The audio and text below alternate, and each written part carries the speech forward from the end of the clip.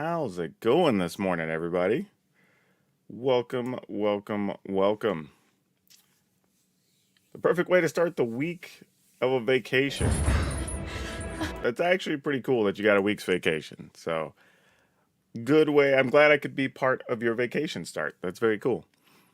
So yeah, you can see we've got a countdown. Looks like we're going to be starting in about 4.5 minutes. So they're going to be close to right on time. So yeah, we're just waiting to see what happens. I like the graphic though. Very 20s vibe they got going on here, which is pretty cool. I don't hate this at all. This is kind of neat. They've already got 2,400 people almost in the chat. I imagine that's going to go up to about 5. It could be up to 4-ish thousand here in the next couple minutes when they get started. So we'll see. But yeah, welcome everyone. This is kind of early for me to be doing content this morning. Normally, I'll like shower, breakfast, whatever. Today, I just literally rolled out of bed, cleaned up, got ready, got on camera because we're on the West Coast and we're starting at 9 a.m. So, you know, we got to be able to do this thing. But yeah, it looks like 3 minutes here. 3.5 minutes is what we got coming up. But yeah, I stayed up late last night making some content for y'all, editing a few things, and then woke up early this morning. So y'all are getting all my free time today. Though I will probably go handle all that other stuff, eating, showering, all that after this is done. Because this likely, if it's like the other ones, probably won't take more than, I would guess about 40 minutes is probably what we're going to end up doing here. They're usually not too long. Sometimes they'll still do their normal afternoon thing and do a Q&A for the set or whatever, but a lot of times this early preview portion is pre-recorded, so we'll see. Or they'll do a combination of like basically preset questions that they ask each other, and then they show video footage of the relevant things. So we'll see how it goes. I don't know what the reveal is going to be today or what they're going to try to show us. They have a song playing. Hold on, let me see what this is about.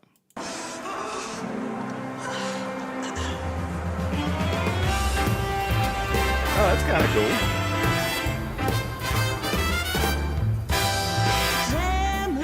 cool. We can let this play in the background while we're trying to get things going. That's kind of cool. This feels kind of classy, I'm not going to lie. Good choice. I also like the old school, like, sound meters and on-air stuff. By the way, did y'all know I actually have an on-air sign for my office, so when I'm recording, people know when I'm recording and when I'm not. It's kind of funny. It's one of the gifts I got for Christmas. It's not fancy. It's not, I mean, it's literally just like a backlit sign that you plug in and then it lights up. But, you know, it has a little switch so I can tell people. New arena background music? I'd be down with this if they wanted this to be background music. I would be down with this. This is fun. Out here on the streets. I mean, credit to Wizards though, right? The last few sets, they've been doing very thematic stuff, all the way from like music, from art, you know, from the story stuff. So yeah, I think it's all kind of interesting. Though watching people try to pretend to be bent out of shape of like, oh, well, Wizards is talking about possible drugs or alcohol or blah blah. It's like we're telling a story, and nobody's gonna care anyway. And like a week after the set comes out, so like, you know, 3 weeks from now, nobody's even gonna talk about that. But it just seems silly to me. Like, I mean, I took like, hell, Dune is all about the spice, but you don't care. You know what I mean? Yeah, this is very much like 20s big band. You know, it's got that style to it. It's good stuff, though. I like the choice. But we got a 30-second countdown here, so we should be good to go in a second. Out here on the streets. I love it. There's people in chat literally asking, what's the countdown for? Like, why are you even here if you don't know what the countdown is for? They've got about 4,500 people in the chat, so should be pretty active questions. I don't know if they're going to do live Q&A or not. They may save that for their weekly Magic or weekly MTG, whatever they call it. But it looks like we're getting Hello, started. Magic fans, and welcome. Today, we're going to live it up a little with all the grit and glamour of Magic's newest set, Streets of New Capenna. I'm Becca Scott. You might know me as an actor, streamer, gamer, or just find what I'm up to on my channel, Good Time Society. And I'm Joe Johnson. You can catch me every week doing I don't know what set they magic shot with that my on, but it's friends cool. on my channel, Tabletop Jocks. Yes, and today, we're going to be digging into everything from high society flings to New Capenna's seedy underbelly, all while trying to figure out which of the 5 crime families we're going to throw our lot in with. Wait, what if we don't end up picking the same family? I'm sure it's fine. I mean, that's just business. We can still socialize on our own time. Okay, you ready to do this? Yeah, let's go.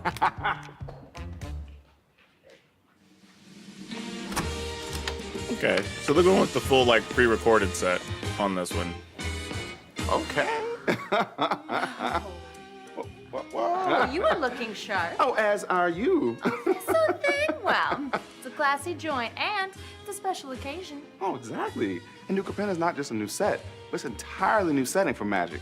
A towering vertical metropolis founded by angels and built out of glass, steel, and gold. Oh yeah, but in the years since, it has fallen into the hands of 5 demonic crime families, all fighting for the biggest piece of that city-shaped pie. Still, even with all that crime and corruption, New Capenna is thriving.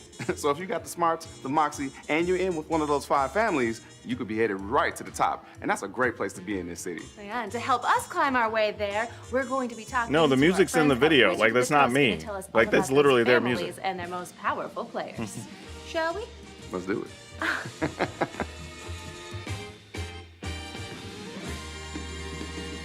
Well, look who we have here. It's Jay Anelli, lore master for New Capenna.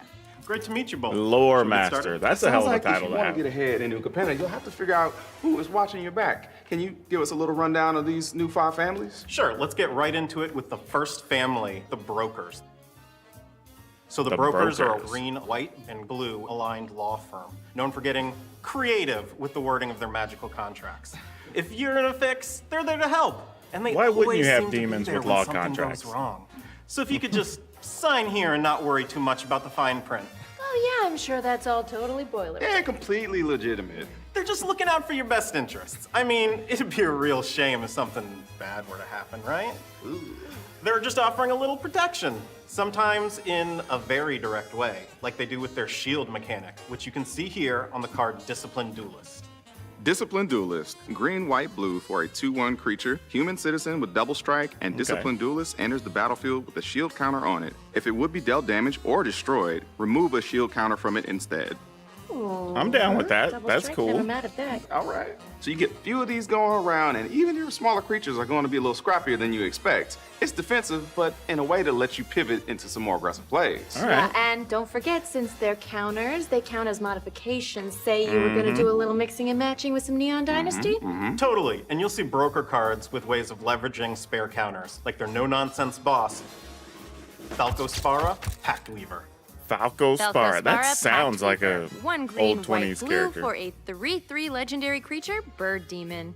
Ooh, okay, I see. Yeah, he's not exactly doing his job pro bono, is he? No, Mr. Spara here trades in favors, and he's perfectly willing to call You can those look at the in to top revoke card his and you can protection cast if it'll spells get him from the the top next of your card in library deck. by In removing his a mind, counter all these deals from a and creature you contracts control. are for the sake Oh, of the greater interesting. good, preventing a doomsday prophecy that could spell the end of the city, if not the entire Oh, that's a cool life. picture. As far as law firms go, that seems like a pretty noble goal. Sure, but try telling that to the other families whose turf is getting muscled in on. Of course, when things come to blows, the brokers have muscle of their own, like the leader of the bedecked brokers Yeah, commander deck. kind of like Totem Harry Armor. the That's a good Pulverizer. call. Perry the Pulverizer. One green, white, blue for a 3/3 legendary creature, Rhino Soldier. Wow, Okay. this Rhino doesn't mess around. It's commander time. Let's go. You know how we do. Yeah, he puts a shield counter on somebody and then he gets real big and smashes on through. Yeah, it looks like this guy's on the up and up. He's not allowed in the stained glass factories anymore, I'll tell you that Oh. much.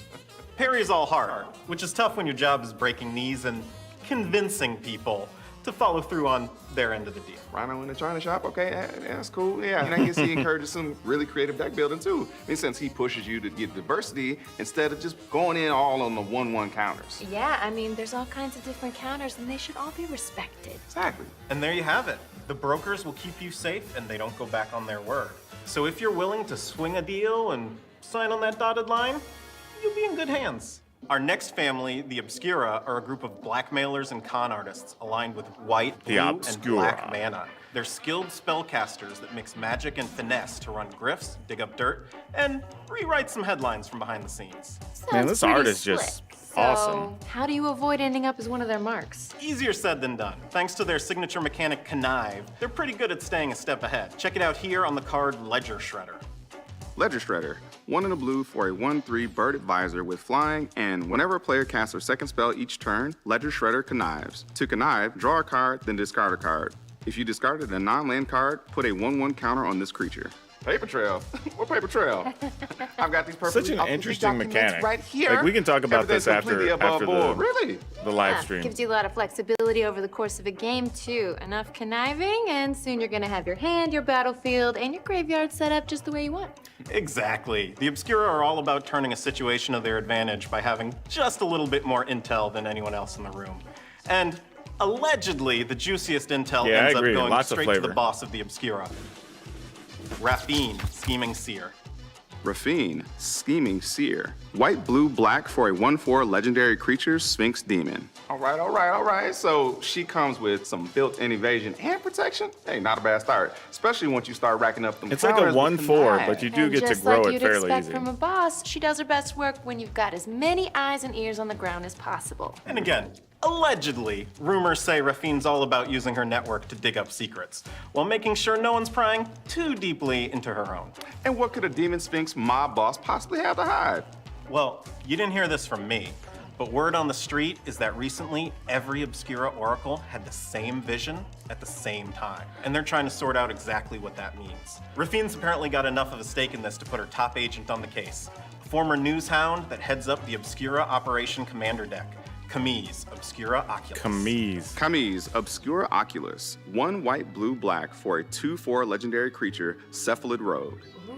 Gotta say, the bioluminescence is on point. Hey, Cephalid just because the Rogue. work's not pretty, no reason you can't look sharp doing it. It's impressive how well she manipulates combat without actually getting her hands dirty. She can just sit back and take notes while other creatures do all that heavy lifting. That's her MO, using magic to see through walls and then feeding on any juicy tidbits she picks up from the right people. It's the mark of a good Obscura agent. If you've done your job right, no one knows you were even there in the first place. If you're hoping to get away with the perfect crime, you're gonna find a lot of like-minded individuals in the Obscura.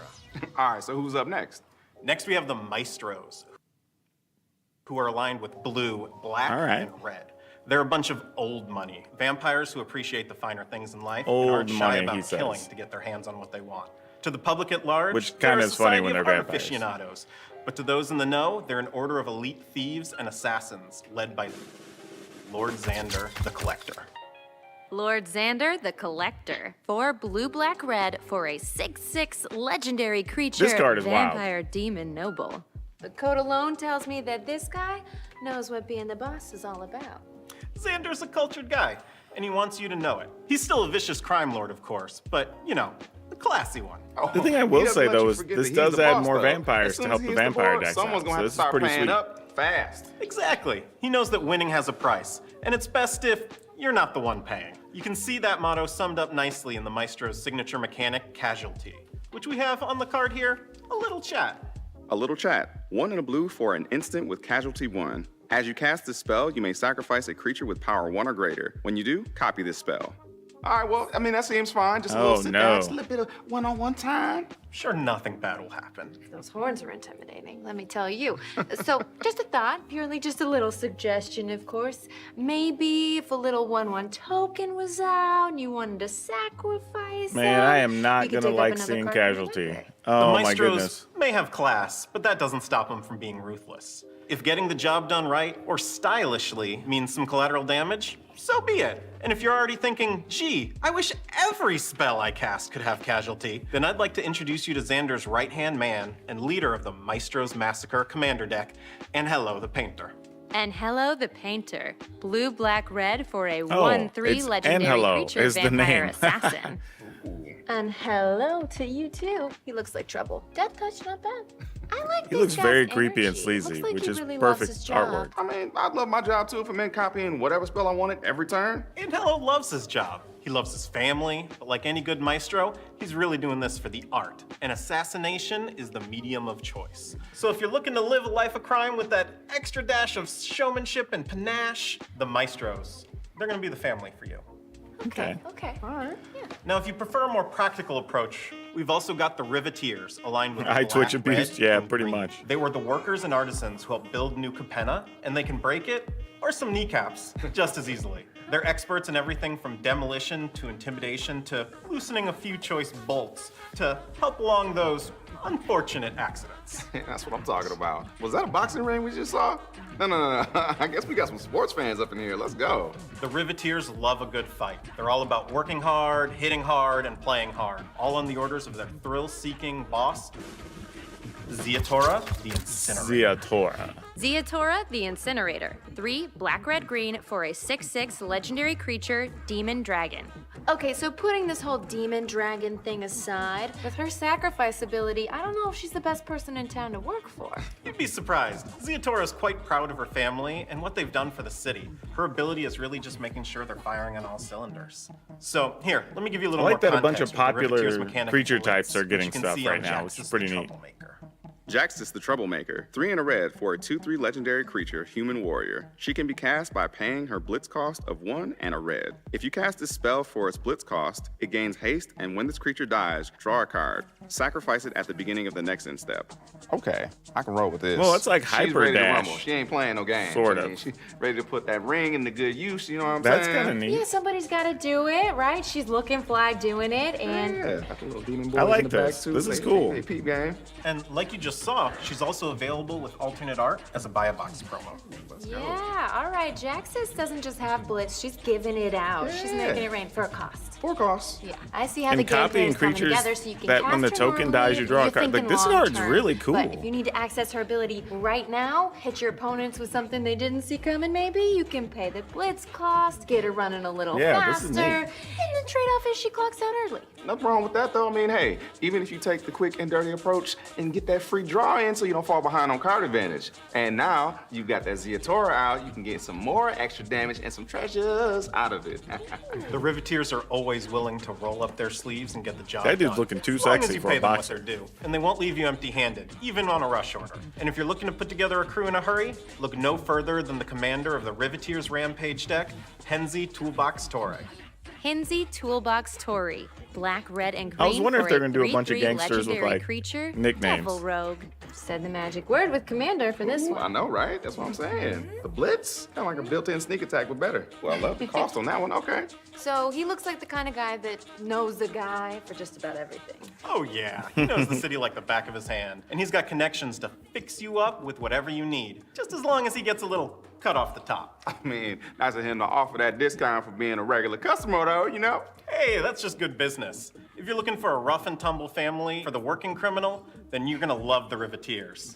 But hey, what if you're here in New Capenna looking for a good time? That's where the Cabaretti come in. They're a red, green, and white aligned group known for throwing the best shindigs on the plane. And They they've got run their all the claws hype sunk into the clubs. entertainment industry. So if roaring applause and clinking glasses are your idea of fun, then a Cabaretti party is the place to be. Hey, Yeah. let's go. Okay, how do I snag an invite? Well, the good news is they're hardly exclusive. The Cabaretti recruit from every part of society. Their boss knows it's not enough to just survive, you also have to live. And he's a big believer in the more the merrier. So check out the MC of the New Capenna social scene, Jetmir, Nexus of Revels. Jetmir, Nexus of Revels. 1 red, green, white for a 5/4 legendary creature, Cat Demon. Hey, that's what I'm talking about. Cabaret party don't stop. Giving out vigilance, giving out trample, giving out double strike. That's a party right there. That seems like a guy who knows how to have a good time, especially if everybody's coming through in groups of 3. Yeah, that Jetmir's a could be generous interesting. guy, and he loves it when someone new joins the party, which is actually the basis of the Cabaretti mechanic, Alliance, seen here on Devilish Valet. Devilish Valet. 2 and a red for a 1/3 creature Devil Warrior with Trample, Haste, and Alliance. Whenever another creature enters the battlefield under your control, double Devilish Valet's power until end of turn. Wow. Oh my, all right. Cool, he ain't taking no for an answer. Oh, it's not Yeah, even you know, he'll check that non-token for you creatures. if Just you another. want. Oh That's a my good goodness. friend right there. I'm sure Okay. you'll get it back eventually. Yeah, for a price. He doesn't want to just get this party started. He wants it started now, and he wants it started big. He's gonna get that power up in there. The Cabaretti are always really jazzed for new arrivals, even if they're not so happy to see him go. Nobody likes a buzzkill, after all. Jetmir sees leaving the family as less of a party foul and more of outright betrayal. Can't all be perfect. So once the party starts, you might find it hard to leave, especially if you're a politician or a celebrity they want in their back pocket. But hey, at least while you're there, you get to sit back and enjoy the sweet stylings of Kit Kanto, Mayhem Diva, leader of the Cabaretti Cacophony. Kit Kanto. Commander. Kit Kanto. I say that has to be a Mayhem cat Diva. card. 1 Yeah. red, green, white for a 3/3 legendary creature, Cat Bard Druid. Kitty Commander, yes please. Create a Let's 1/1 go. green and white citizen creature That's token. what I'm talking about. I At got the beginning of each combat on each player's All turn, you that may tap power 2 she untapped carries creatures with you her. control. when you do There's a so. lady Wow. that knows how to work a crowd. Wow. Kitty's just the cat's pajamas. Yeah. If you call them the Cat Baretti, they get real upset. Don't. No, I like how she even comes with the hanger on to help trigger the alliance and boost the numbers of Jetmir. Oh. Hey, everyone could use a hype man, especially with a scene as wild as this one. If you've Cool. ever wished that perfect night on a town never had to end, I think you'll find Hey, Joey, you'll welcome. have the time of your life living it up with the Cabaretti. Just never go home. No, just never go home. That's it. It's like You Vegas. can't leave, right? But who needs to leave when Why it's so would you? great? Why would you want to leave? That's all I'm saying. Honestly, that's what Jetmir wants to know. No, really, why do you want to leave? I'm convinced. All right, so we got brokers, Obscura, Maestros, Riveteers, Cabaretti. Anything else we should know before we move along? Well, a word to the wise. In a place like New Capenna, you can never be too careful when it comes to your valuables. Never hurts to stash something away for a rainy day. Well, yeah, You it's never all know who you're gonna criminals. cross. Which brings us to a returning mechanic all the way from back in Lorwyn, Hideaway. Seen here on the card Wiretapping. Cool. Wiretapping. That makes 4 and a sense. blue for an enchantment with Hideaway 5. When this enchantment enters the battlefield, look at the top 5 cards of your library, exile 1 face down, then put the rest on the bottom in a random order. Oh, okay. I love repeated value coming on in there, finding good dirt. Nice, nice. So on its own, you get an extra card each turn, and if you complete the objective, you get to cast whatever you got squared away for free. Always smart to have a little something Good extra one up with your sleeve, Alliance. right? Yeah, You know what that I'm could be a saying? thing. Absolutely. Well, Mr. J, thanks so much for giving us the inside scoop on the 5 families. And while we weigh our options a little, I think we're gonna head over and hear a little bit about the Planeswalkers for this set and any special art treatments we might have going on. Hey, no problem at all. You two watch yourselves out there. It's a dangerous place in this city. I think we'll be all right. I got your back if you got mine. No doubt. See you, Jay. Well, jeepers, look who it is. Hi, Lauren. Joe, this is Lauren Bond. She is a creative producer at Wizards of the Coast. Hello, Becca, Joe. It's so good to see both of you. It's so good to see you. So it sounds like you've got the rundown on the 5 families, Got it. but I'm gonna guess you're still wondering what is the story all about here on New Capenna? Yes, yes. I mean, with the 5 crown families in play, I imagine there's plenty of tension, but I'm curious, what got them all at each other's throats? Well, there's been a really big change to the status quo on New Capenna, and that's in the competition over the Halo trade. Halo, you say? Yes. Halo is a mysterious, magical resource that pretty much fuels the entire plane. You can use it to power machines, to craft magic items, to enhance spellcasting, and you can even serve it up as a refreshment, just like in our next preview card, Halo Fountain. Halo Fountain. 2 and a white for an artifact. Very shiny. Ooh, this is very shiny. I love this. Oh. Oh, yeah, I would love to see a brilliant stage That's a show cool in card. that. Ooh, any card that just says you win the game, sign me up for it. I like winning. they I really- mean, and most of the families do too. Exactly. I mean, they really pull out all the stops for this this party on New Capenna. I mean, like Halo, I guess that's important. Then throwing it around, that's just flexing on them. They're just like, eh. I mean, that's basically the problem in a nutshell. Ultimately, there's just not enough to go around, and that's starting to be a real problem for New Capenna. become a Halo saleswoman. Yep. Done it. That's it. All right, that explains what's going on locally, but what gets our multiverse cast of Planeswalkers involved in here? Well, this set, our main character is Elspeth Terrell. So Main we last character, saw her Elspeth. escaping from the underworld and returning to life on Theros, and she's here for two reasons. First, because her good friend Ajani believes this is her long-lost home plane. And second, because there's evidence that New Capenna survived a Phyrexian incursion. Whoa, okay, so is this the first time we've seen her come back home? Yes, it is. Before now, Elspeth's only memories of her home plane was in a Phyrexian dungeon where she was held as a child. So this is really her first time to get out and experience and see New Capenna. And to celebrate her homecoming, let's take a look at her new card. Elspeth Resplendent. 3 white for a 5 loyalty legendary planeswalker, Elspeth. All right. She has a +1 of choose up to 1 target creature, put a 1/1 counter, and a counter from among flying, first strike, Ooh. lifelink, or vigilance on it. A -3 of look at the top 7 cards of your library. You may put a permanent card with a mana value 3 or less from among them onto the battlefield with a shield counter on it. Put the rest on the bottom of your library in a random order.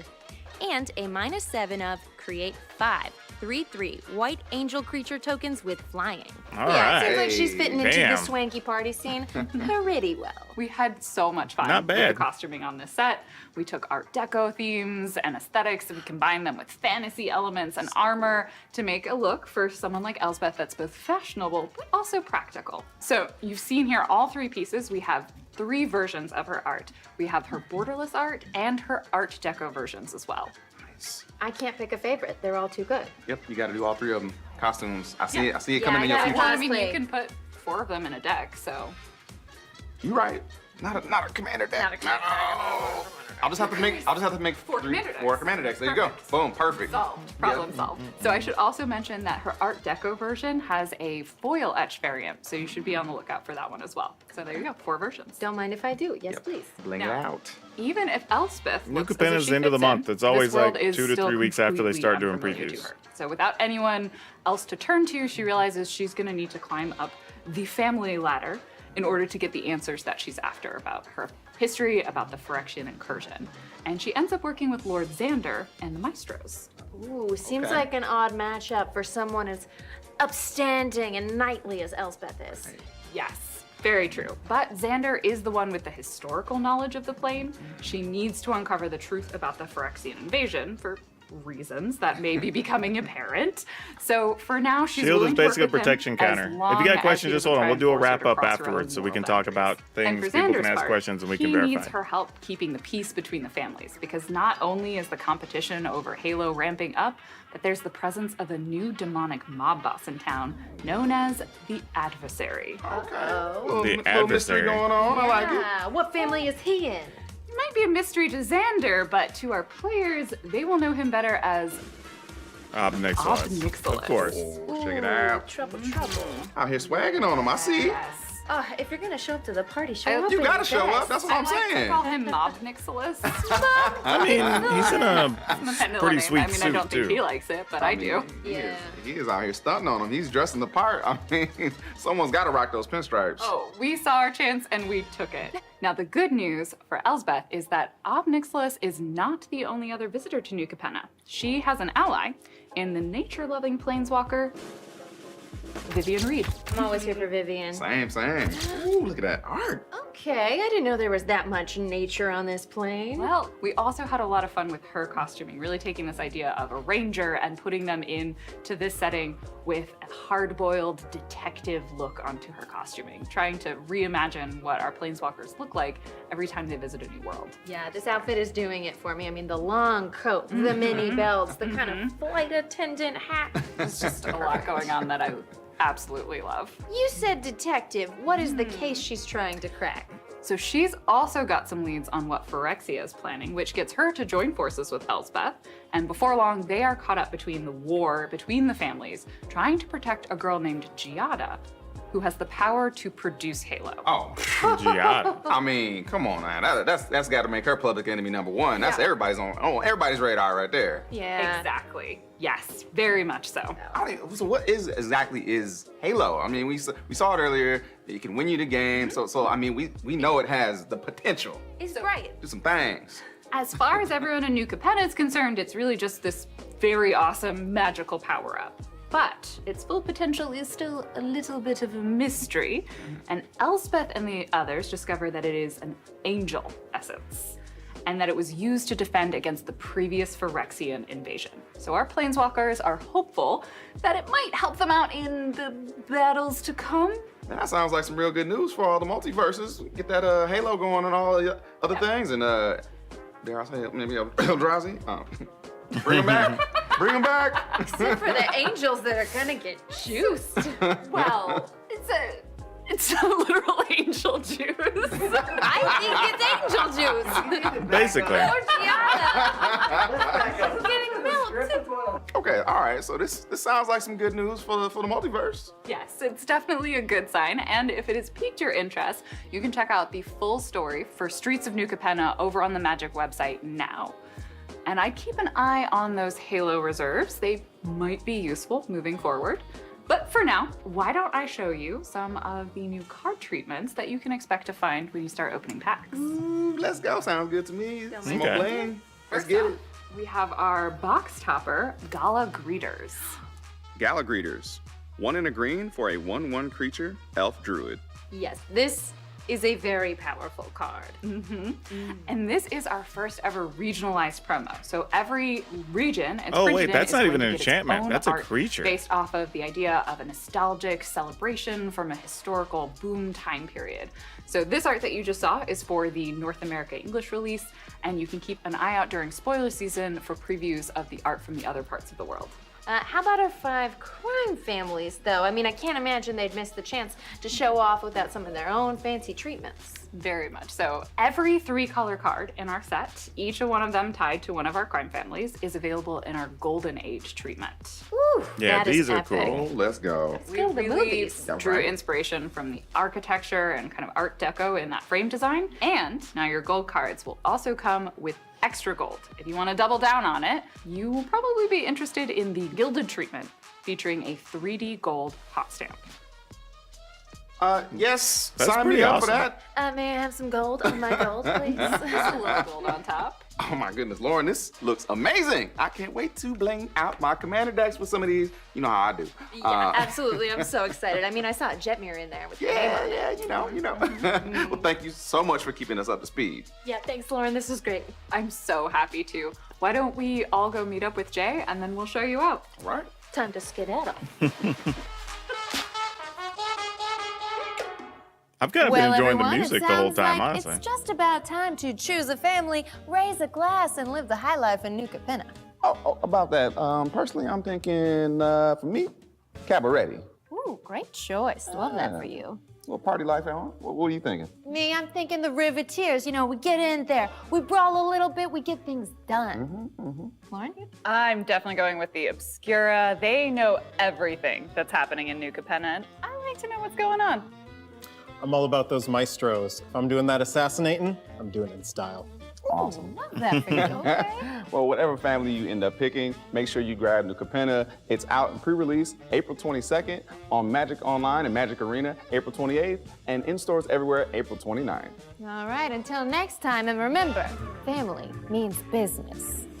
Bye.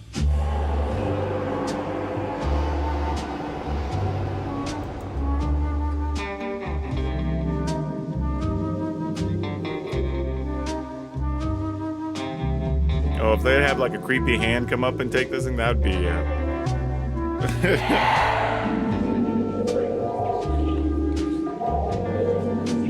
Oh, just a bonus card to show. That's a cool way to do a card reveal.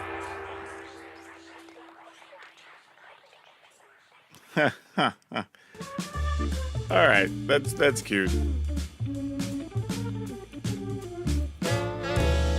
You know what's funny? I appreciate that because that's like it feels like you watch a Marvel movie and you got to watch those trailers at the end. Somebody probably clicked away, going, "I guess they're done," and then they're gonna be like, "Wait, there's an Urabrask? They didn't show that." Like, that's actually kind of funny. Yeah, so overall, this is actually kind of a sweet looking set, truthfully. Mechanically, it's pretty nuts. The copying spells kind of worries me a little bit. I'm not gonna lie. I think anytime we have stuff that copies things, it can get a little dangerous from a play perspective and what the decks might end up being. So that's the only one that worries me a little bit. I also tend to be the person who doesn't like a lot of new mechanics in each set. It's one of the things I actually argued against when I was at Wizards. I brought up a couple times. I'd rather see maybe one, possibly two new mechanics if we just absolutely have to do them, and then just have like, 3 or 4 old mechanics get brought back up. So, but whatever. I mean, these actually look cool. They look interesting.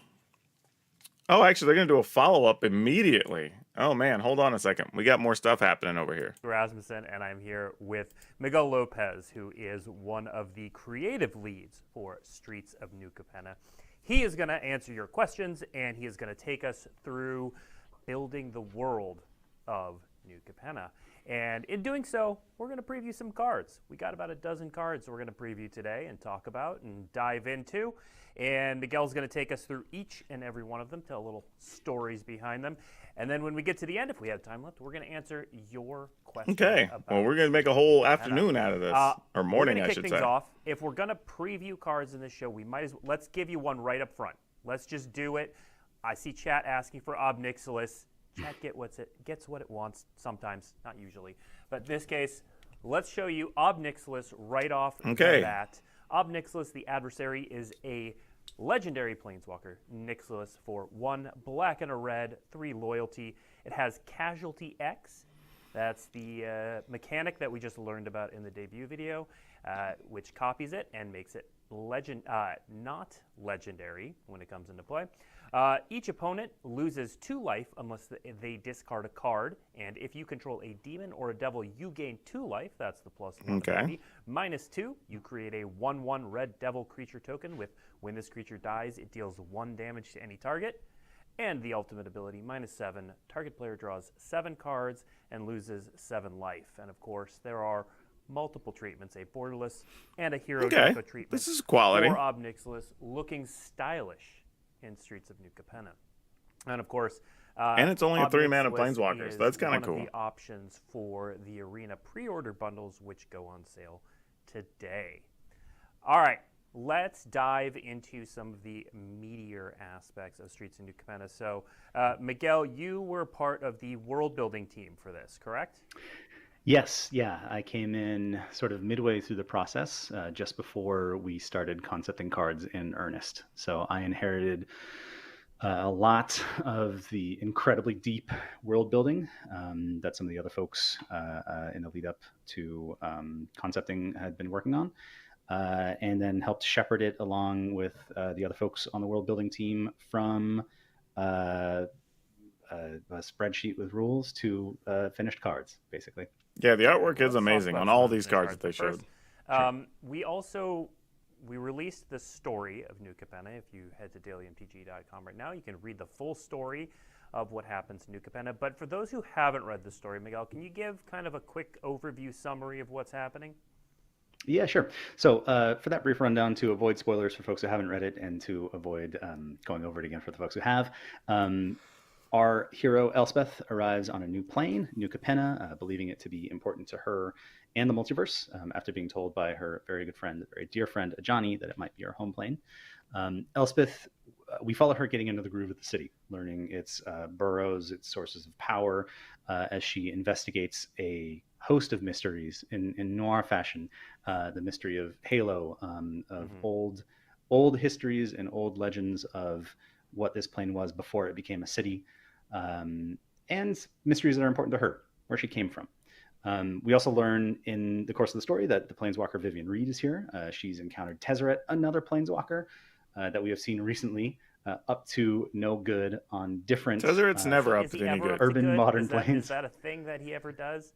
Is it ever like Tezzeret shows up in a set and he, brings a small child flowers and toys and it takes off? Long-time invested fans are pretty confident that if Tezzeret shows up only good things are going to happen to characters that they love, and we can expect more of that in the future. So Vivian and Tezzeret, they wind up in our sort of B plot working with Urabrask, who is the praetor of Red Phyrexia, who is on New Capenna because he believes that Halo and Elspeth are going to be important for designs and plans that he has back on New Phyrexia. Elspeth and Vivian, in the course of the story, link up during their adventures and work together to protect the last source of Halo on the plane before heading off to Dominaria to meet up with some old friends. Okay. You just mentioned Obnixilis. Let's put his cards up on the screen. We just got a brief glimpse of Obnixilis at the end of the debut video. We've got Urabrask. Urabrask. Words. There we go. Urabrask, Heretic Praetor. If you didn't catch it quite at the end of the debut, 5 mana, 3 and 2 red for a legendary Phyrexian Praetor. 4/4 haste. At the beginning of your upkeep, exile card out of your library. You may play it this turn, and at the beginning of each opponent's upkeep, the next time they would draw a card, they may exile and may play it this turn. And of course, the Phyrexian version and the Hero Deco version will be available for Urabrask, Heretic Praetor. So talk a little bit more about what makes Urabrask unique for a Phyrexian. Yeah, so I have to admit, my knowledge of Urabrask, I'm concentrating so hard when I say that name now. It feels like a vocal warm-up or something. So my knowledge of Urabrask comes primarily from like a world building and story crafting perspective, less so the mechanical. We have some brilliant minds who can speak to mechanically what makes him unique. But from the story and world building perspective, he's the praetor of Red Phyrexia, which Phyrexia imagines the organic life to be. I think what people, sort of looking at the chat off camera, I think one of the things they're missing like is I want to that use the word ideology, but ideology the way feels Urabrask is read, like you get an additional card during your upkeep that you get to just play. What's the word I'm looking for? Like, so you just exile that during your upkeep, but your opponent gets their normal draw instead, but they have to use it right then. Yeah, core tenants. So they don't get an additional card; they just get to play the that card that praetors turn or of lose Phyrexia, it. Which I should say that is very different. Folks don't know there are 5 colors of Phyrexia that correspond to the 5 colors of mana. Urabrask, in contrast to, say, like Elish Norn or Vorinclex or Jin-Gitaxias, doesn't necessarily believe that Phyrexia should lead the multiverse in converting everyone without objection to being Phyrexian. He is his alignment, like being red, prizes like freedom and individuality and passion and creativity and all those fun things. That feeds into his conception of spreading Phyrexian perfection, which is, I should say, he still wants to do it. But what he wants is he wants for people to want to become Phyrexian. So when we meet him in this story, we see his interpretation, his belief, his truth of what Phyrexia is. We get a hint through his story that it is butting up against the dominant strain of Phyrexia, the one led by Elish Norn, the one that we've seen in previous stories with Vorinclex and Jin-Gitaxias. And he is plotting something. I believe that the name of that story is The Side of Freedom, right? It's something that Tezzeret says. And that is essentially, though his definition, his specific definition may vary, is the side that Urabrask and Tezzeret are on. Now, that might not necessarily mean that they're good guys. Urabrask and Tezzeret working together is a little shady. After whatever plot Urabrask needs Tezzeret and Elspeth and Halo for, when that wraps, that doesn't necessarily mean that they're all going to be good guys. But for now, what makes Urabrask different is that he is alone, standing opposed to New Phyrexia as a Phyrexian. Okay. Enemy of my enemy is my friend kind of deal here. Exactly, yeah. Yep. All right, so let's. There's a lot of flavor in this set, and we saw some of that in the debut. So we are going to get to preview cards. We have 11 preview cards. One of them's a cycle of 5, but we do have 11 preview cards coming up. And before we do that, we want to set the scene a little bit. Talk about building some of these top-down cards, these really flavorful cards. So I want to talk about a card that we saw in the debut called Ledger Shredder. Can you talk about the concepting for this card? Yeah, so Ledger Shredder is we had a number of cards come in that were like very top down. These are modern or noir tropes that we want to see as Magic cards. Ledger Shredder was one of those, right? It's a paper shredder, right? You're disposing of evidence. So we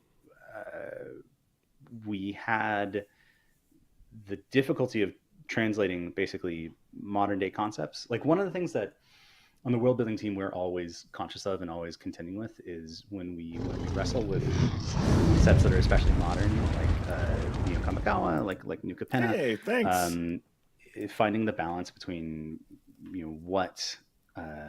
how modern can we push something while keeping it a Magic set, and it's very easy to cast back and say like, yeah, in early sets Urza had mechs, right?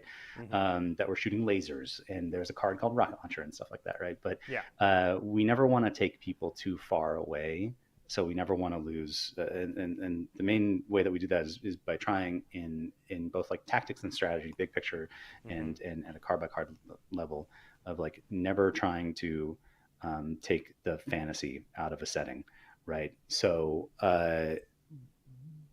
how do we show like I mean the very like simple question and answer is like, what does a Magic paper shredder look like? It looks like an Aven in a suit with armor on it using Obviously. Magic to shred scrolls. No, clearly that was it's exactly analogous. Yeah, it's just very well for a paper shredder. Like I want, if shredding paper pays well enough to get it's got to pay really well. Suit. Victoria says, I'm really hoping the Phyrexian threat is bad enough that Jason lets Bolus out of the prison. Nope, we don't need Bolus out. Let's let it be what it is. We ran that arc. We don't need to run back the big bad. Just let it be done. Like it's clear the team had fun with some of the names. So one of my favorites is a card we showed called A Little Chat. The concept of this just seems fantastic. Talk a little bit about that. Yeah, so this card is probably one of my favorites. Plus, I don't think he gets out anyway unless Big Brother Dragon wants him out. In working to translate tropes of like noir and noir films, mob films, and the genre in general, like this is the moment where you, in this case, the camera, like you are sitting across the desk of the Godfather, hat in hand, in the middle of a meeting, and one of his lieutenants comes in and whispers something that is not great for you, as you can tell by this face here.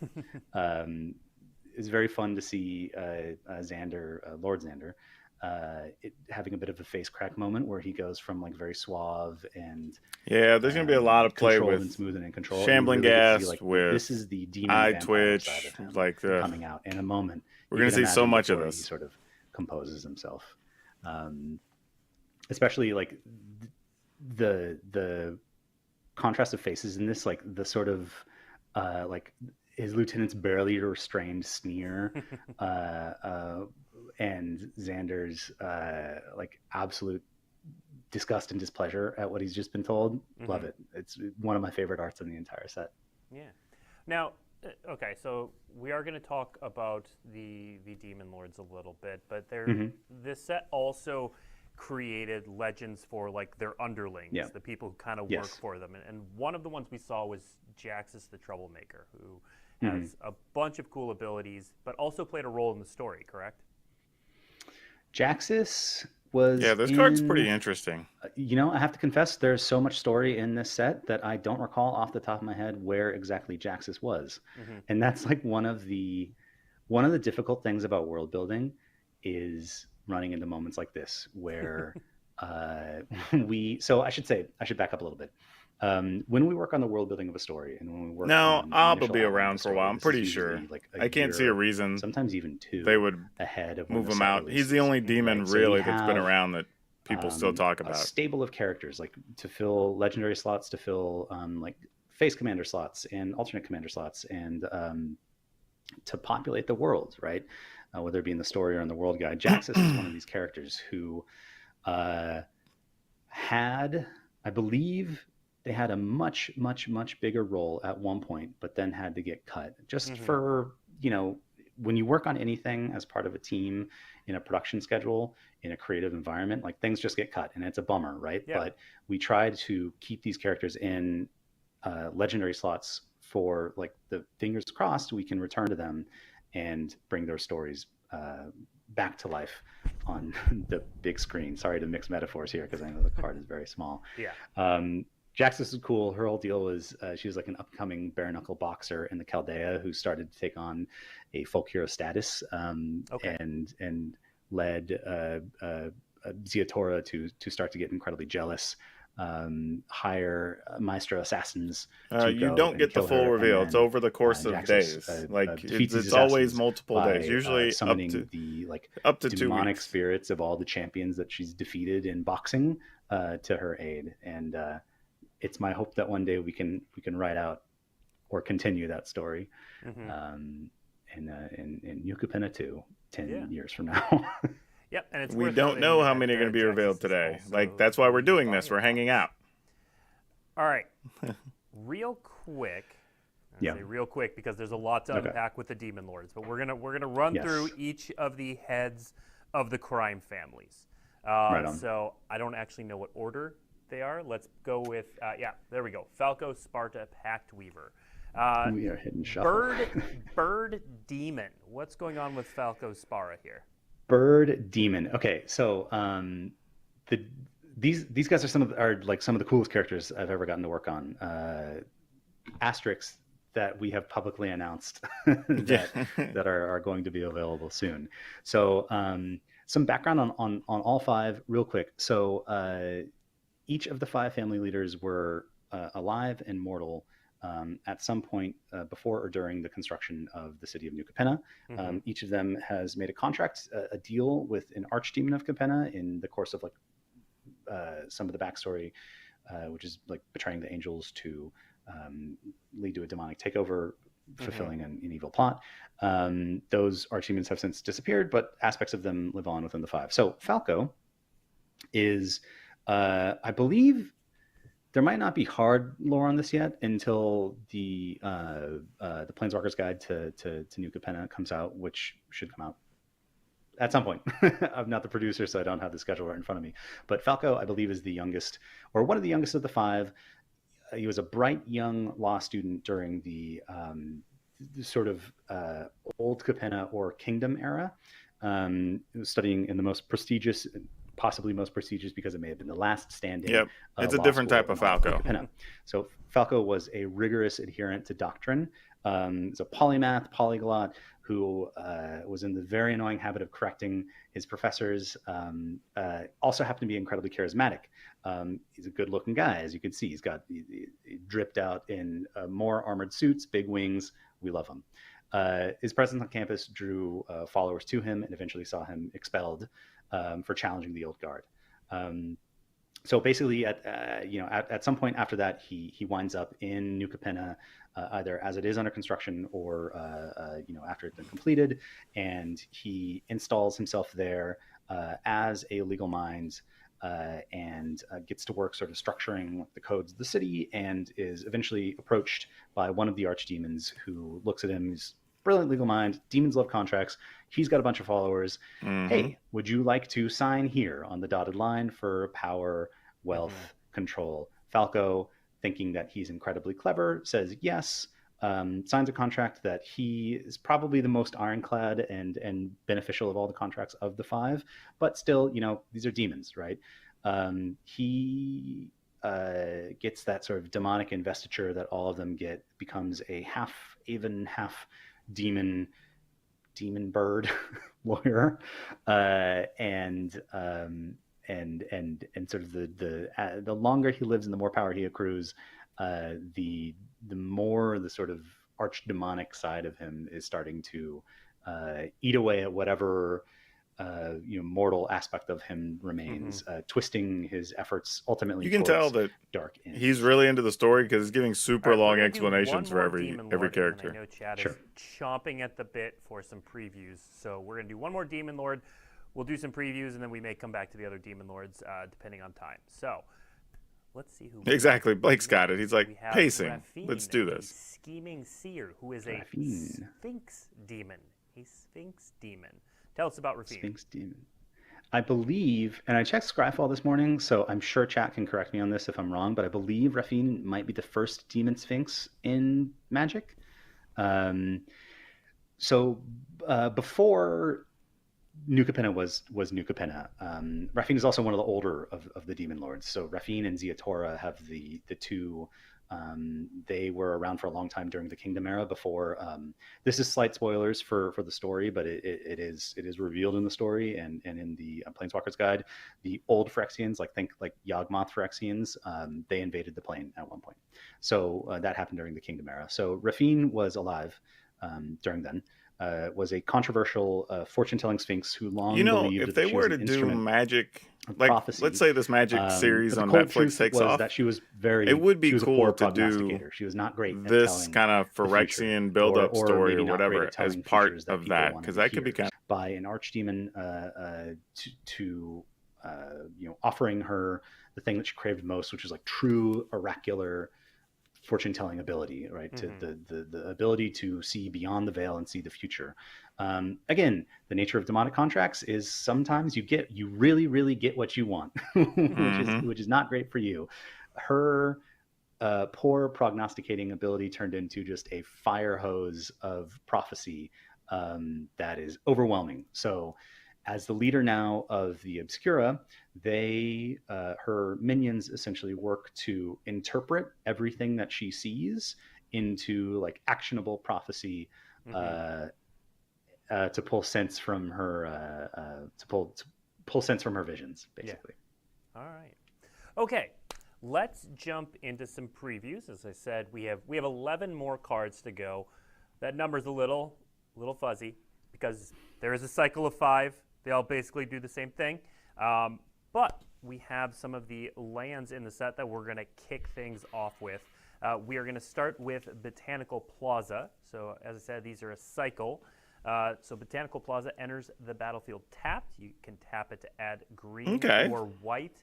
And then for 2, a green and a white, you can sacrifice Botanical Plaza, draw a card, and it also comes in that cool skyscraper deco. I don't want to hate spend this. a little bit of time on these, talking about the world building, because these cards do a lot to really set the scene for New Capenna. So tell us about. And for commons, these are pretty sweet. If you play I Pioneer, love the art for these or you cards just so want much. some It's budget really, lands some to of the play, most- these are some of the I better feel like we've budget been in lands. just a wealth, even for we've been regular spoiled with constructed lands for play. the last few sets, and this one just continues to hit for me. It was a joy watching these come in drafts and seeing them all the way to the. Though that alternate art is pretty hot, though. To their finished, to a finished product.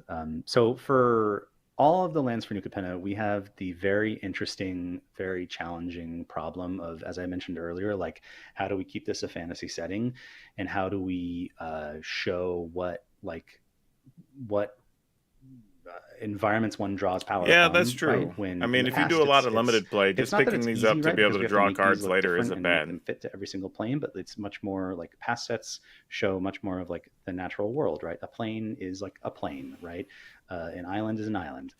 For this, it's slightly different. So for Botanical Plaza, when we're doing world building for New Capenna, our sort of headcanon for what the city looks like is Chicago on the bottom, Manhattan. Oh New yeah, York, definitely. in the middle, and The animation styles Golden you Age can of get away Hollywood with LA now on are top. insane. So I don't think there is one in Los Angeles. I'm from Northern California and not from Southern California. So again, correct me if I'm wrong on this, chat, but we sought out to sort of think what would one of the grand old parks of northeastern cities in sort of a sun-drenched place in the sky look like, right? We looked at a lot of Olmsted parks, right? Central Park, and so on. Also, the type of card that could be like, reused in multiple for sets. all these, they have some which is kinda mechanic. neat. I'm sorry, I'm jumping around a lot, but I'm very excited by Because these it's kind of lands. like a So generic for name. all It's not these lands, necessarily they have, attached to like, the set. mechanical overlap between, or color overlap between two of the families, right? In this case, green-white is Cabaretti and Broker overlap. So we wanted to show like the more civic-minded angle for these factions. Like, one can imagine that a Cabaretti or Broker philanthropist has designed this park, but like, they, being New Capenna, they've probably designed it to like launder their reputation, right? But it's still ultimately like, it's a nice for their reputation, right? But it's still ultimately like, it's a nice place to spend a summer day. Yeah. And that's kind of the angle that we wanted to go for this one. All right. Let's move to a more exciting part of New Capenna, the Racer's Ring. This is the red-green version of that cycle. Tell us about this one. Yeah, this one, I love the deco version of this one. Yeah, so for this sure. is like an example of us trying to cram as much world building as possible as we can into the cards. We spent a ton of time writing and drawing, building this world, for our world guide, for our story notes, for draft art, but we can only wind up fitting so much like in the story. Everything else we have to dump into, not in a negative way, but just in a like same way that Raphine is exposed to a fire hose of prophecy, we have to fire hose world building into the cards. I don't believe we see a racetrack in the story, but we're like, look, this is noir. There's someone's watching their horses. Yeah. Someone somewhere is desperately putting it all on a horse with a wild name, and plotting how to get out of the city just in case it all goes wrong. We, again, this is another case of us like blending modern and fantasy settings. It's a floating racetrack. I guess inside of the Davriel would city make that sense was to built be with a New tower, Capenna, huh? and for this one, we're like, the red-green overlap really hits Cabaretti and Riveteers, the party faction and the hard charging labor faction. So we figured like a sports arena, some kind of sports arena makes absolute sense. You can party, you can relax, you go there with all your friends and have a great time. And then to keep it on that noir thing, we didn't, we decided instead of like a big arena sport, we'd go with a racetrack, where, again, crime could possibly happen. Yeah. All right. Let's move through these next three a little bit quickly so that I Sure. can see chat wants to see some of the other cards. Skybridge Towers is the white-blue version of this. Yeah, so for this one, we want to take the camera up, right? We're hitting the white blue, that's Obscura and Brokers. Take the camera up and show the business end of both of these factions, right? Not every single Obscura works in a tiny little shop, but not every single Broker is out in the streets in their armored suit. So Man, this art's just going to look cool both factions when you're would be playing it found all together. in the Mezio, but their executive power is up in Park Heights. As the flavor text there says, power always rises to the top. We wanted to show another vision of what that top could look like. Mm-hmm. I'm from Minnesota. We have sky bridges in Twin Cities, and it makes it feel like home. Next up, let's look at the Tramway Station. This is the black-red Tramway Station. Yeah, I'm really glad we get to see this one. So this is a super tough needle to thread, right? Because when most people think black-red, they think like chaos, chaotic evil type stuff, right? Black-red overlaps, with Maestros and Riveteers, right?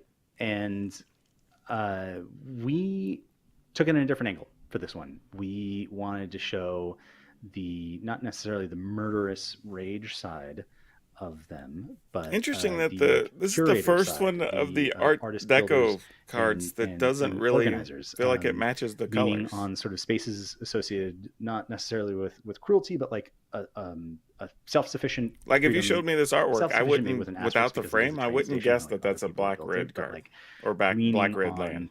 On that aspect of it looks almost, is it really? Maybe even Azorius, but Waterfront District is the blue, black, and the last one of this cycle. Blue and black aligns strongest with Maestros and Obscura.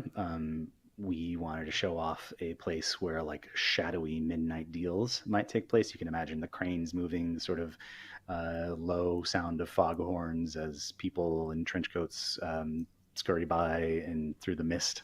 Conversely, this down one at the looks docks, very fog black shrouded night. blue, for Sounds sure. of industry in the background, hoping to hit all those more notes where one can imagine schemes take place. Yeah. Yeah. Again, the art is gorgeous on all of these. Yeah, love it. All right, let's move into our next preview, which is also the bundle promo. It is called Mysterious Limousine. For 3 white and a white, you get an artifact vehicle. That is a 4/4 with crew 2.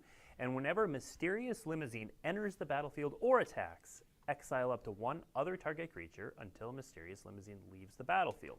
If a creature is put into exile, Insidious. return each other card exiled with Mysterious Limousine to the battlefield under its owner's control. So you get in, but if someone comes out, then someone else goes back in. So Interesting. yeah, talk to us about the concept of Mysterious Limousine. Pretty top down. There's a moment, when maybe the target of a scam or the protagonist is walking down the city street. A mysterious limousine pulls up alongside. They're shoved inside for a little chat and then spat out somewhere later. A little disheveled, or maybe with some more information. So right? there's about or attacks. The one you get little to world building exile note the that I thing. do want to point out is if you see on the bundle promo version of it, you can see like some notes, like insectile notes, some gossamer wings and stuff there. So early on in the world building, and I believe some of the world building pages still have it, and if you don't have art for it to throw out, that's totally fine. But early on in the world building, all of the cars in New Capenna were just giant bugs, which led to like whole world building discussions of like, are these bugs hollow? Like, are people crawling inside and driving them, or are they like living things? Are there bug farms? Like, what does that look like? And it wound up having to get changed because it was too much. It prompted too many questions, and how would it fit the like artifact vehicle role if it technically looked alive. But that's why if you see on the promo version there, that has some insectile notes, and some of the other cars throughout the set have notes of like big beetles whose names I'm forgetting, but you can find in the pages in National Geographic. Okay. All right, next up is Rumor Gatherer. Rumor Gatherer is a card with Alliance. It's a 2/1 creature elf wizard for 1, a white and a white. And it has Alliance. Whenever another creature enters the battlefield under your control, scry 1. If this is the second time this ability has resolved this turn, draw a card instead. So Interesting. cross white card draw off your Streets of New Capenna bingo card. It's right here on Rumor Gatherer. Tell us a bit about the concepting of this art. I fought so hard for this card to be a person feeding a ton of pigeons and imagining like a network of pigeons throughout the city. It feels, as someone who grew up in a city, it's like that is the national bird, the civic bird of any city is the pigeon or the crow, I guess. But being, one of the things that you do in world building, especially for Magic, is like try to take a mundane idea, which pigeons they're very cool, but they can be mundane. And since we don't really have a limit on our special effects budget or like puppetry budget, bump it up, right? So the idea that came out pretty early on in world building was that Cabaret had like menageries, right? And one of them that we imagined was menageries of teacup creatures, which is why you see my pigeon idea got completely outvoted, which like is totally fine because the final product here is in favor of tiny bears, tiny elephants. Yeah. Some problematic is, like, now tokens. That I think about it, after I spent a day being steamed, but after I moved on from that, I was like, yeah, that makes total sense. This is way cooler and way cuter, and let's run with it. Yeah. Plus, Also, a white elf. People expect pigeons to be in the city. People don't necessarily expect tiny grizzly bears, giraffes, elephants, and like a Texas longhorn to be there. So. All right, and you'll note that this has a main set version and a promo version. We are walking through all of the promo pack cards in this stream. So next up, another one of those cards with a great name, an offer you can't refuse. You knew that had to be in the set. Like, seriously. That says counter target non-creature spell. Its controller creates 2 treasure tokens. And this one's a story spotlight too, Miguel. Yeah, so this is a spotlight. This is a highlighting. There's, I believe, the third episode of the story. We have what amounts to a montage of Elspeth moving through the city, doing early work for. She decides to ingratiate early on when she learns that the true power in the city is found in these 5 families. She decides to ingratiate herself to one of them, and this is a neat card because it's very much like hopefully build alliances, so she's not completely a gamble, right? Like you get to stop something, but you're ramping their stuff up. But you don't mine that later in the game in most cases. Doing increasingly 2 extra mana could matter. Tasks for Lord Xander here, who's the handsome devil in the background, demon vampire in the background, and in exchange for sort of drips of information about the city and its past. Spotlight moment showing one of their conversations that they had. As the flavor text says, Elspeth wanted answers. Xander needed a spy, and their paths were destined to cross. This is also one of the cards that, in any set, we have some cards that come top down, basically from Vision. I don't think the name of this card changed from day one. I'm pretty sure every single person who saw it was like, yeah, of course, that has to be in there. It's the most of the mob tropes. In a weird way, you could and offer you ramp yourself is probably yeah. Oh yeah, that's what I was saying in chat. Actually, yeah, the most iconic phrases, and most quickly associated with mob movies. And, I mean, don't know how efficient that is, but it would ramp your mana. Right. It's a hard way to do it, but it could. Incriminate. Incriminate. For 1 and a black that says choose 2 target creatures controlled by the same player. That player sacrifices one of them. All right, what is going on here?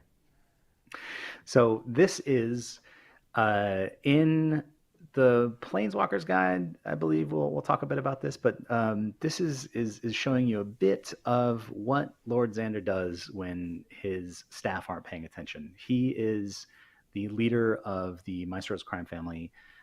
He was a nobleman in the Kingdom era who signed a contract with an archdemon of New Capenna for endless life and power. And of course the sort of the trick twist on that was that his since your opponent gets to choose, this would be better as an instant at the cost of becoming a vampire, right? He was also an artist. It's cheap to cast for him. His I don't know acts. His idea of art became the performance art of murder and crime. And here we get to see a scene. I mean, it's probably fine. You're probably not going to find that many people playing this card, though. It's mostly going to be a limited card, I think. This could be occurring, in the present day when he is technically retired and supposed to be at his office in the museum, maybe maintaining paintings, but slipping out every now and then, and just seeing if he's still got it. Like just practicing. He's coming to play pickup or something like that. He's strapping on the cleats and seeing if he could still run around the field for a little while, and in this case still frame a poor bystander for the murder of an unknown person. Yeah, that flavor text is pretty great too. If I were you, I'd check the elf code. Yeah, that's freelance instigator. I've never been so mad to have not thought of a title ever. It's so great. I mean, it's freelance instigator or paper shredder really are the ideal career paths in New Capenna, it seems. It really imagine the amount of drama you could start if it was literally your job. Could be fun. All right, next up, another card that's going to cause a bit of trouble. Light 'em Up. So this is 1 and a red for a sorcery with Casualty 2. Light 'em Up deals 2 damage to target creature or planeswalker, and of course, Casualty lets you copy by sacrificing. Light 'em Up. What's sweet going on in this picture? Who's that? This is about as classic a Maestro card as you can get. I think the only thing, it shows off their finger gun magic. We have a cool, appealing vampire in a luxurious setting casting finger gun magic. This is Finger gun magic. In the sort of pantheon of cards that I have in my head when I think of New Capenna, like this is one of the cards that I think of. Oh wait, why is this one Light 'em sorcery Up is another too? name that just came through top down. I think we have a couple like Sleep with the Fishes, Off You Can't Refuse. I think Concrete Shoes made it through. Again, I think this set more than any other. I was almost interested in trying this out when it was an instant. From vision and design that are, but paying 2 for untouched 2 by creative because, damage perfect, that that's you exactly what it might is. get to copy is and that's exactly not what this card nearly does, as too. useful as it's a the very like 1 mana 2 damage or 1 very mana 3 great damage things you example can already of- play.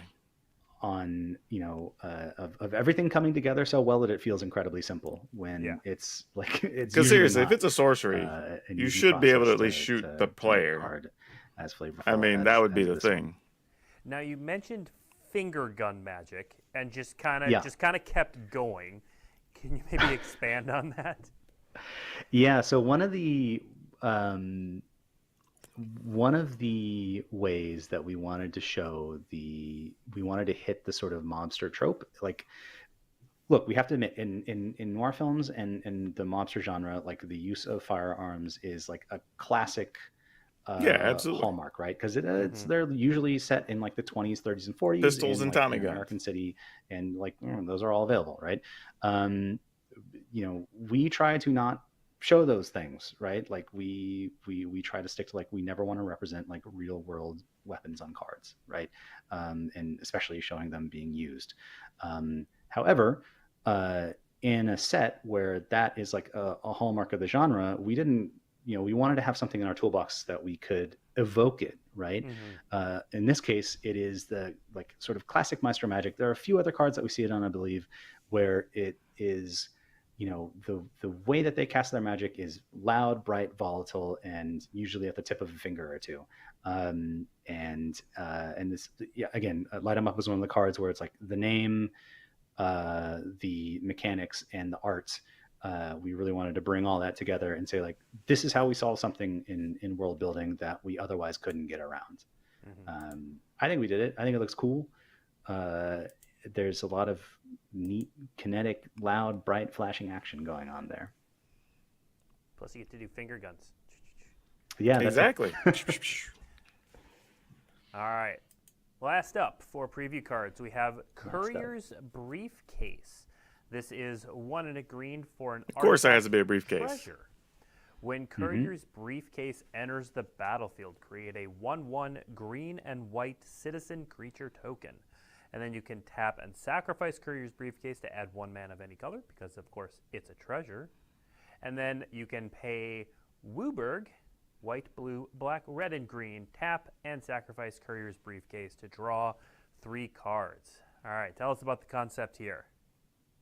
Sure. So this is another one where, and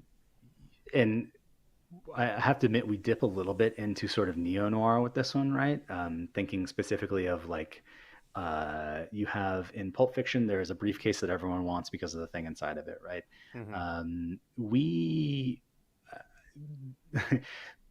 New Capenna is a great set because it like really hits the classic noir tropes. It is my fervent hope as a world builder that if and when we ever get to come back here, we get to do our like sun-drenched LA 1970s neo-noir, and we can continue to expand on it from there and from this card as well. Because if you notice there, this creates a citizen creature, right? And it's 5 color, right? Or the ability on it is 5 color, right? Right. So New Capenna is a city that is currently run and was built by these 5 families, the 5 major crime families. But there is, there's no law, but there is like a nascent or vestigial city government, right? It's you got to have something. Maybe now it is currently used by the 5 families, but with at least from the world building, not necessarily the mechanic, but world building perspective, like the inclusion of citizen creatures in here, we want to remind folks that like this is still a city. There is still, there are people here who are not necessarily affiliated by, but are used by the 5 families. And yeah, that civic government, that civic side of it, the world outside of it, might be a tool for the 5 families now, but maybe that's not always going to be the case. Maybe that's not always going to be the briefcase. I tried to land that one. It didn't really work. I caught it. Thanks. All right. That is all of the previews that we have for you on this show. Of course, Streets of New Capenna previews are going to be ongoing now through next week, so there's plenty available. If we don't have them, there are previews in other places being shown right this very minute. For the last 15 minutes-ish They're of gonna do this Q&As? show, we've got Miguel. He knows about the world of New Capenna. He can answer your questions. So go ahead and put your questions for Miguel in chat. He's going to be mostly able to answer world-building style questions. If there are questions about previews, other sort of things about the set, I can probably answer some of those, but we'll try to answer a lot of world-building questions. It is easiest in chat if you tag them at Magic so that I can see them. All right. I'm going to let that ride and do a quick wrap up here. Man, if I can speak this morning. Before we go record a video talking about all of these cards we saw. So I'm going to get to do that next. So I'm going to be busy for the next, 2 hours. I'll probably not get to do my morning routine until like noon local time for me. But yeah, this overall was actually pretty sweet. I don't really have a problem with anything. There was a couple of cards, like I said, this one of the mechanics that was a little questionable. But what I like about what we saw is I do think it's going to usher in some new styles of play. I think several of the cards fit existing decks, which is pretty cool. And seeing, oh man, my goodness. Hold on a second. There we go. And seeing that some of the other groups or themes that needed stuff kind of get a little bit of help in here, right? Hey, granted, they're going to be different colors sometimes, but like there's actually a couple of elf related things that we saw, and elves definitely needed help, right? There's stuff for vampires, which is pretty sweet. Not something that we'd really considered, right? So not everything's getting help, but it's cool that stuff that is getting ancillary help just because of the theme of the set and how stuff is built out, which I think is pretty neat. But overall, yeah, this was a pretty good preview. I think there's a lot of neat stuff. The mechanics are cool. Getting some neat legends for commander is also cool. So yeah, this feels like it's checking a lot of boxes while being very flavorful and stuff. So, I mean, as long as people just get over themselves about the Halo or whatever. But we did see that Halo isn't just something you get superpowers with. Like they use it for machines and weapons and everything else. So it's actually like just a thing that's useful. So that gives a little more credence to like why Halo needs to be around, which is pretty cool. Yeah, James, you are a little bit late here, but you'll be able to catch up on everything. Like I said, I'm about to wrap stuff up and immediately hop into doing some videos over these previews. So I should have that whole video up if you want an in-depth review of the previews. Should be live in, my guess is about an hour and 40 minutes. I should be able to have that up. So keep an eye out for that. And yeah, I just want to say thanks for everybody for hopping on with me. This was a little bit early for me, like I said, 9 a.m. Pacific time. But it was pretty cool to get on and see this and chat with people while we watch this stuff. So yeah, if y'all like these things, let me know.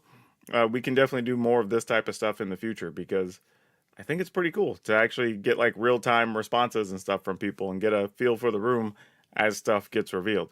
But yeah, that's it for me, y'all. As usual, wherever you're watching, whenever you're watching, good morning, good afternoon, good evening, and good night. Please remember to take care of yourself and your